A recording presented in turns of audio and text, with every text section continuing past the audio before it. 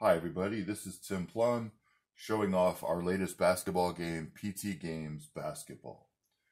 So what you're looking at here is the play mat with these are the charts, the most used charts for the game, and of course the starting lineups. You'll note this when I'll explain that in a moment.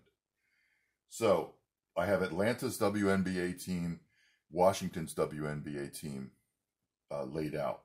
So there are a couple of the biggest changes besides changing the name for basketball. Number one is that we now include women's teams. So the WNBA and women's college basketball. We have already done the card sets for the entire history of the WNBA so far. And for the NBA, we have card sets back to 1979. We will be releasing them through the stores, through the PT Games store and the drive-through card store, in PDF, slowly but surely, and then in printed version, if people are interested in the seasons and they request, and we'll slowly be releasing those over time. We also have men's and women's college basketball. Now those card sets, women's is 4,400 cards for last year. Men's is over 5,000. Those won't be in print. But you can get those already in PDF. You can get the PDFs of these sets and actually the printed, as you can see, of the latest WNBA and NBA seasons off of Drive-Thru Cards website. So let's go through the game. So we've done, in terms of the things that you don't see, or however, is there's been some reworking of formulas for the player cards. So the player cards that you would have seen in the past for PT Games, for PTG basketball and other games are not really compatible with this game. You can play, obviously you can play these charts are the same. There is events, there is some differences. But the card, it's not fair to play a PTG set against a PT Games set of cards, because in some instances they will match, but in other instances you'll actually find different values because we've updated some of the valuation of players. So anyway, so this is the booklet. If you buy the printed game, this is the booklet you get. If you buy the PDF, you get this just in a PDF. So the game itself, as you can see, the rules are large print, color, charts. The rules start on page 3 to actually play the base game. The rules end on page 10 with the optional rule. So it's only a few pages of rules, and as you'll see in a moment, it's really fast to play. So the rest of the booklet contains, so here's women's pro basketball rule differences, college basketball, timeout rules. There's a page for stamina markers. So if a player gets tired and you keep them on the court, you can print this page, cut these out, stick that onto the player card to remind yourself that, I need to do a -1 to the ball handling, a +1 to turnover, -2 to free throw, +5 to the good range, and a -2 to the pass. There's also the tables here. If you don't own the play mat, these are the tables to play the game. Score sheet comes with the game. Here's the rare play chart. I'm not a big fan, I will admit, of tons and tons of charts, and I'm not a big fan of tons and tons of made-up charts. So I'm not a big fan of games where they have rare plays and charts and charts of all these events. I would rather have the event play out in front of me than to rely on too many charts. So here's buzzer beaters. So if you've got and there's a buzzer beater rule. If you've got that going on, there's that. Also included the obligatory ad, but also included is the NBA of Atlanta and Boston teams as sample teams to play the game. They're included. You can cut these pages out and then play the cards. So what you'll find is you really don't need the rules unless you just don't remember certain things. Maybe, playing in pressure, buzzer beaters and things like that. This video I will not be going through all the rules and playing all the various scenarios. That'll be a later video. So, where I will literally open the pages of the rule book like I did for the football video. So, this game plays very simply. So what I've done is Atlanta happens to be the away team, and Washington, WNBA teams, Washington is the home team. So I wanted to show this as an example of one of the things that you can do with the cards. So the game does not use a standard clock. It uses possessions as its clock. It's done that since I invented this game several years ago. It's used possessions. So we continue on with that. What I've done here is I wanted to show you this to show you an example of who do I play. So the way I generally do this is I don't look at as played lineups or anything. I generally look at their games played first number, which is available. It's just seen in the upper right corner. You can see games played. Maybe you can't. I will put these two cards up on the screen. And then you'll see in the upper left corner the stamina number, which is the number of possessions the player can play in the game total without being tired. Down below, you'll see in yellow is the rebound, the offensive and defensive rebound ranges. In green is the ball handling area. The next section below that, and there's a flow to this, which shot. The brown section is it good? The next white section is free throws, assists, blocks, and a defensive shot modifier. And then the bottom red range is the defensive value. So what I wanted to show was which one of these would you play. Now, straight up, Tiana Hawkins has 28 games played and Candice Dupree has 26. Stamina, Dupree played more, 35 possessions a game. And Hawkins played 30 possessions a game. Not all that many, but you can see where inevitably they're going to be trading off, and here's why. So in this game, you have to decide, because again, it's possessions. You have to make the decision of how many possessions are in the game. So every card set comes with this table. So in this case, this is the WNBA 2021 season. So you have HCA, which is home court advantage. You have the fast break range, and you have pace. Now, pace is how many possessions are in the game. So you look at Atlanta, they hit 79. Washington, 78. So 157 divided by 2, 78 and a half. I always round down, 78 possessions. That's your possessions for the game total, 39 possessions and a half. So in looking at these two players, they're both going to play. I mean, you've got 79 possessions, but which one do you want to start? Because you'll have to make a swap. You can't really play. Neither one of these is going to make it all the way to the half without being tired. So which one would you play? For me, I then look at shot likelihood, right? So Candice is a 62. Tiana is a 47. And then I don't look at the which shot necessarily, right? Because that's not where I'm looking first. I'm looking next at how often do they make it. So in this case, Tiana will shoot a 2-point rim, which think of there's 3 shots, 2-point rim, 2-point jumper, or 3-pointer. Now, not every card set has that data because it wasn't available. They didn't keep track of it.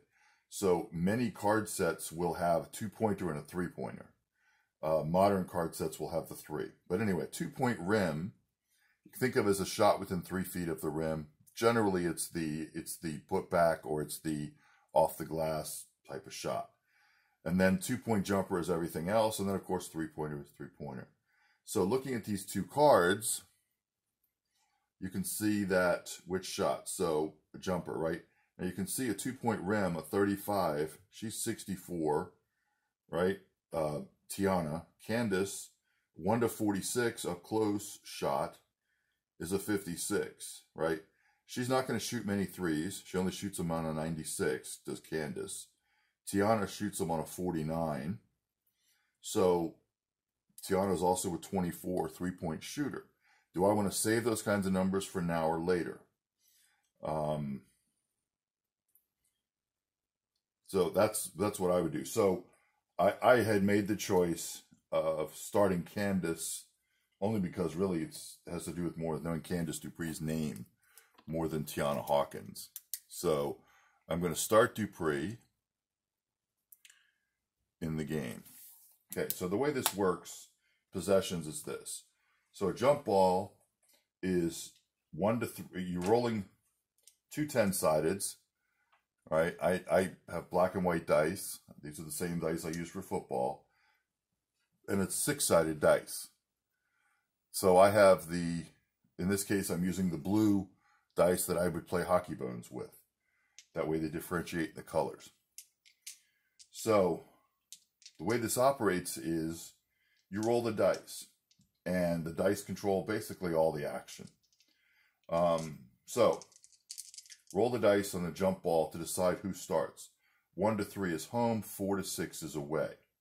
You know, again, if you want to mix them up, doesn't really matter. Whatever you want to do, right? It's still 50-50.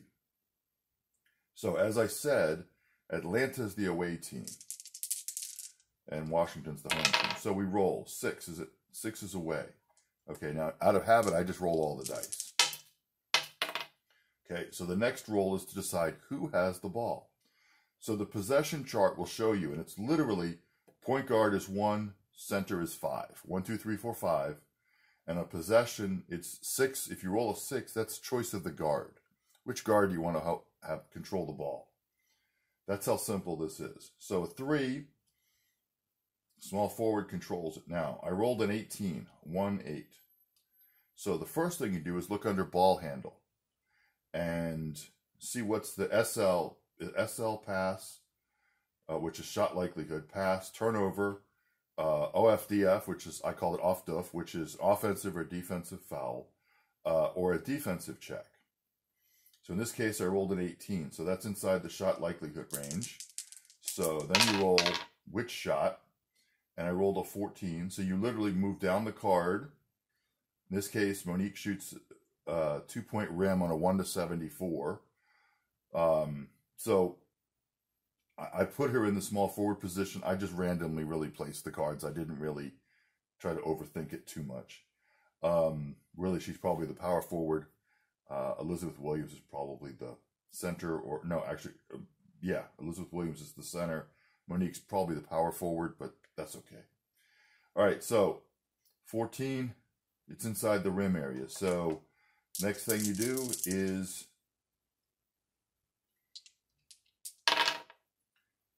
you roll the next die right down. You look in the good range, 1 to 51. I rolled a 0-1, so obviously it's good.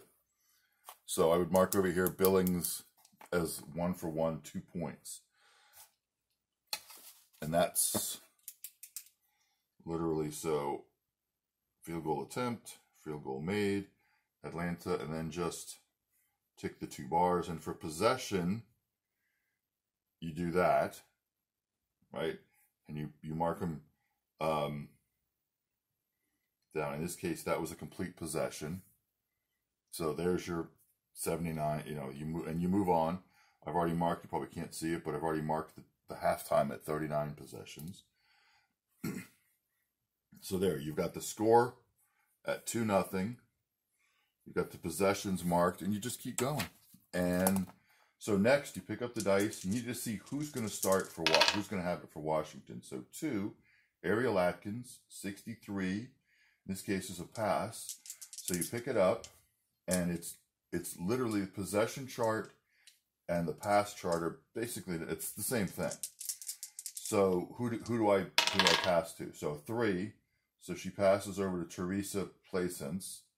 Teresa is a 47. So shot likelihood of 52. So she's shooting. Okay, a 90. So which shot? 3-pointer. Now, you look down at her 3-pointer, it's 1 to 30. So you can see I dropped the dice. That's okay. Big, ugly, noisy table. 0-1, 3-pointer. Placence is good. So Washington picks up 3. You mark the 3-pointer. Attempt made. I've marked that. There's a possession.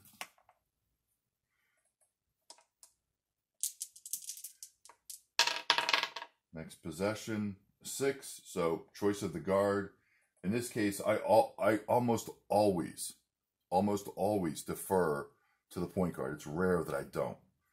So in this case, I just defer to the point guard. And 84 is a defensive check.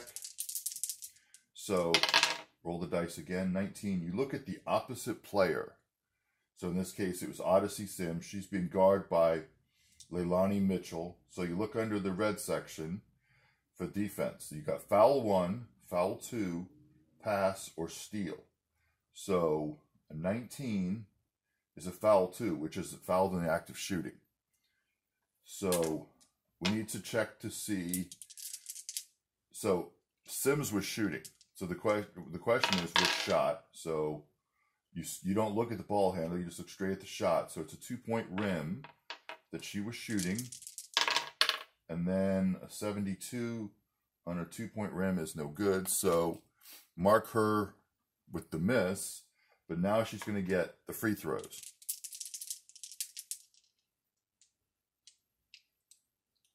So free throw made, 73. This is 2 free throws. So 04, first one is good. 60, second one is good.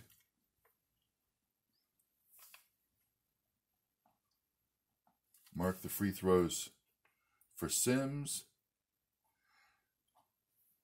And mark the possession. And you're done. So that's that. That's also a foul on, you have to mark the foul on Mitchell.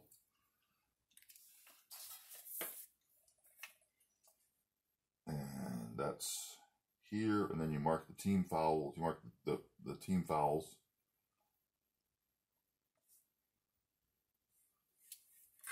And then the rules, inside the rule book, it tells you how many fouls the teams have to give before each of the requisite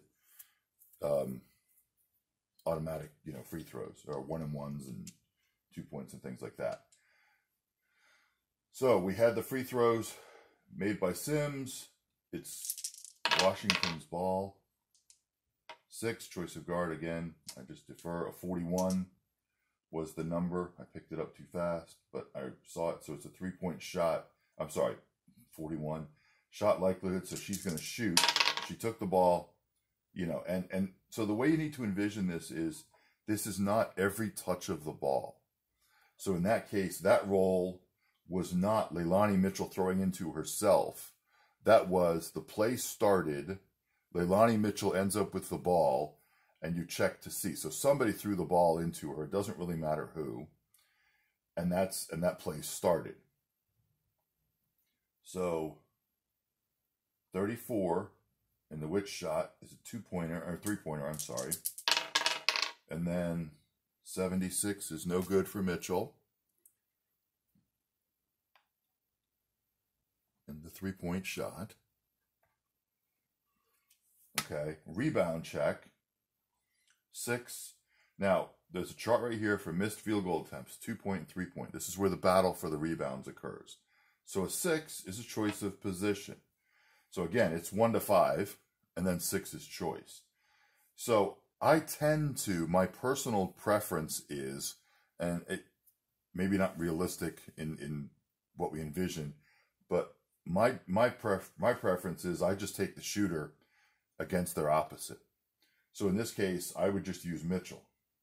So Mitchell has an orb range, ORB of 4, okay? Odyssey Sims has an 8. So what you do is you add 25 to the offensive rebound range. So a 1 to 29. Subtract 8 gives you a 1 to 21. So an offensive rebound will occur on a 1 to 21 when we roll the percentile dice. 22 to 100, the rebound goes to Sims. So 38. So the rebound is to Sims on the defensive rebound. And pick it up. She has the ball. 90 is a defensive check. So Mitchell is something the defense is doing. Foul 1. Okay. So that is just a foul. In this case, there's no shots. That's just a foul on Mitchell. And that's also a mental note that that's 2 fouls on Mitchell now. Okay. But that's the first the second team foul. That's the, second team foul. On Mitchell. So, here's the strategy of, we are very early in this game. We are, 5 possessions into the half, and Mitchell already has 2 fouls. So I'm going to look, and I don't generally set up lineups and do all that other stuff. I just kind of decide as I go what I want to do. So here is Shavante Zelius. So we're going to take Mitchell out.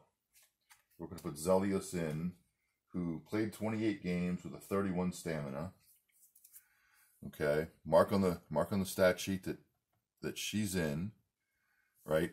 And then I always keep, for stamina checks, I always keep a separate piece of paper where I write the lineups down, and then I do tick mark boxes. So you'll see that in another video where how I keep track of stamina. Pretty straightforward, actually pretty simple thing to do. This video, we're only going to go through about 10 possessions. So that change does not constitute a possession. Okay, so we had the 2 fouls. Odyssey had shot the shots and had made them. So we move on to the next possession. So we've got a 2 who has the ball, is a 2, and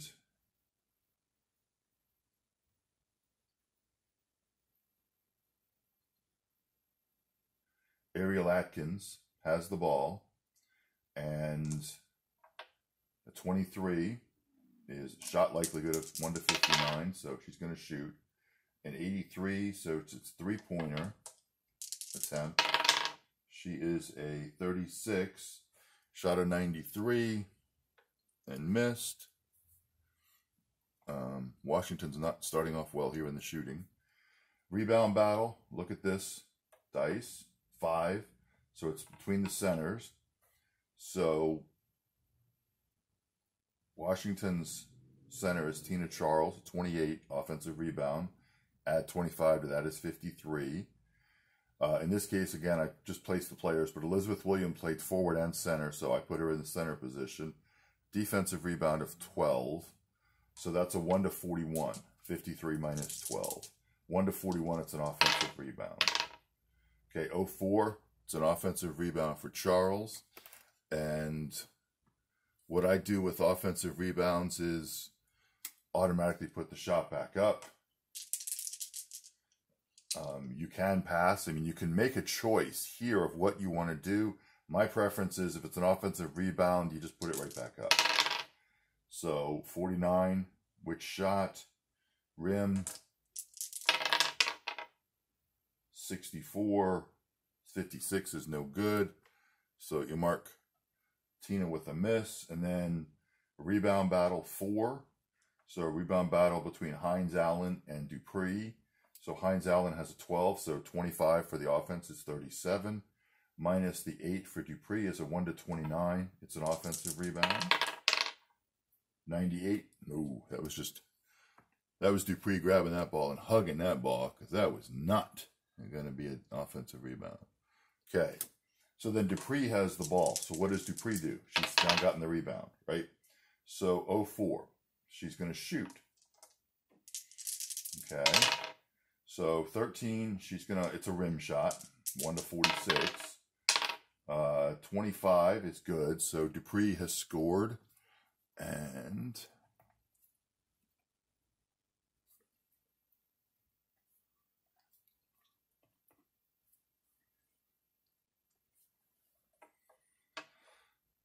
mark them off.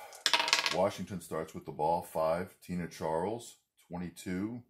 She's going to shoot. 91. She's shooting a three-pointer.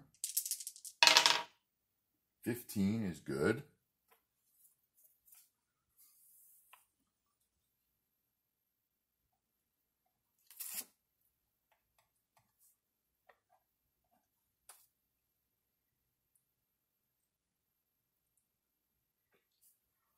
Okay, then, so made the shot, so Atlanta ball, 6th choice, so like I said, I just go to the point guard, 42, it's going to shoot, an 80 is a 3-point shot, 08 is good, and mark that off for Sims. And continue on. Now, the funny thing is that because of the dice rolls here, I've actually just made a lot of shots and things are happening in a different pattern than if I just restarted this video and played again. I may roll completely different and have passing going back and forth. And I may have, you know, more fouls and things like that occurring. But you can see that because it's using dice and the way the cards are designed, invariably, these games are, basketball games are many, many shots. So obviously you're seeing lots of shots, and especially these are starters, right? Once these players, because again, we're 78 possessions for the game. So once the players, so you've got possessions. So Odyssey Sims, for example, is a 49, right? It's the point guard, okay? Courtney Williams, as another guard, is 68 stamina. So she's going to be on the court a lot. But 47, 35, 47, 31, we already talked about that. Ariel Atkins is a 60. Placence is a 35. Hines Allen is a 50. And Tina Charles is a 65. There's going to be a lot of rotation going on here. So invariably, you're bringing in players that aren't as good, and your dynamics will change as the players change. But you can see you've got the possession, which, you know, we saw that. Right? If there's a missed free throw, it's literally a 6-sided dice. 1-2 is a small forward, 3-4 power forward, 5-6 is a center. Here's your missed field goals, your jump ball. And if you have events occur, which you can do through part of the game, and again, I will show more of this later, that how many points you have, it costs there. So one of the things that, I was going to say I would point out something else, but we'll just let it go for the next video. So you can see you've got pretty logo, boxes that fits the cards. Cards are, you know, there. And it's a pretty simple game to play. It's $12 in PDF form from Drive-Thru Cards and the PT Games website. If you buy PDFs, I will say, in my own self-interest, if you buy PDFs, I prefer that you buy the PDFs through the PT Games website, because then I'm not paying the extra percentage to Drive-Thru Cards. The printed version of this game, so the game book, basically, with, as I saw, you know, as you saw, it has everything, all the elements, including some player cards to start playing, is $14. Player card sets vary in cost. Depending on how many cards. So the playmat is sold separately at $3. The WNB, yeah, you can get the PDFs of the card sets for $12. Now that, whether it's 5,000 men's basketball, 4,400 women's college basketball, or WNBA, which is only a few hundred players, it's all $12 for PDFs. Printed sets, as I said, are more expensive. So, that's the video, and I hope you give the game a try, and let us know if you have any questions or thoughts. Please post them to our forum, www.sports.ptgamesinc.com. Takes you to our website, and there are choices there. There are game pages, there's the forum, there's a freebies page. So take a look. Thank you.